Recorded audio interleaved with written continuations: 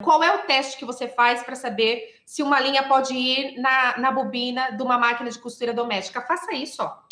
Quebrou, pode ir, tá? Não quebrou, não coloque, porque ela pode travar a sua máquina caso embole. É o que eu falei para você. Você pode até costurar uma peça inteira, ó, com uma linha de poliamida 60 e tudo bem, você terminou, não embolou. E se embolar?